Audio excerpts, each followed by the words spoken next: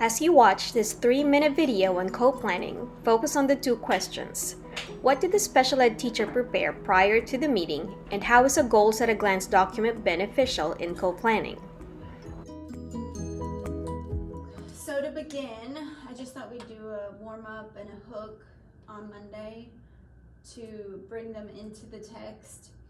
And for the text, I can do that, or if you would like, you can do that. I didn't know if you might have something that you would need to do with your students in the beginning to get them ready, or if, I know how Mondays are, sometimes you're having to deal with a couple of behavior issues from the weekend. I know that in 3rd grade they read Sarah Plain and Tall. Okay. And so I'm thinking some sort of hook into that, because that should activate what they've read in the past. Yes. To what we're going to be reading this time. Okay, well, what do you think about showing a thought-provoking picture and get our students to just, what do you notice about this picture, but that we're going to be intentional with the picture that we use. Perfect. Have them some quiet think time, jot down what stands out to you, parents share, and then we can all have a small group. Get them ease into the lesson that we have. I like it. Okay, perfect. So let's do a quiet, think, pair, share there, and I can lead that one up like. I'm thinking we can do some stations, set up stations. Yes. So I'm thinking vocabulary. I'm thinking compare and contrast, but using some sort of graphic organizer. So maybe not on day 1 that they're comparing and contrasting, but through the use of the graphic organizer, it leads them to compare and contrast by the end of the week. Right.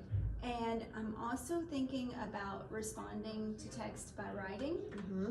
So that could be an independent station. And I do know, I'm not even thinking about your students, but I do know that I need to use some sentence stems with students since it's the beginning of the year to model what I'm expecting from them. Okay. So what are your thoughts there? All right, so first of all, when you mentioned vocabulary, I do have this goals at a glance, the one that I shared with you this morning. But look, you got yours highlighted already. But I did create this document just so it helps me. This is kind of like my homework that I gave to myself as a special ed teacher. That way I can see exactly what are the IEP goals that our students have that's perhaps reading or language arts related. That way we can have those in mind as we plan the co-taught stations, or whatever we're doing in our co-taught classroom. So with the vocabulary you said, I mean this stands out to me that when 3 of our students have the phonics skills and the decoding skills as one of their goals. So I am wondering if for the vocabulary, if we're gonna do station teaching, if we can have a station where I could perhaps do some explicit instruction on vocabulary, because in a resource room, perhaps those vocabulary words we can chunk out because we're using some word attack strategies, phonics attack strategies in a resource room. That way we can try to do that with the vocabulary words that we have that's also grade level. Yeah, I like that. To see if they're really applying what you're teaching them. Love it. Makes the connection. All right, I want it. Please take a minute to jot down what insights you might have on these 2 questions.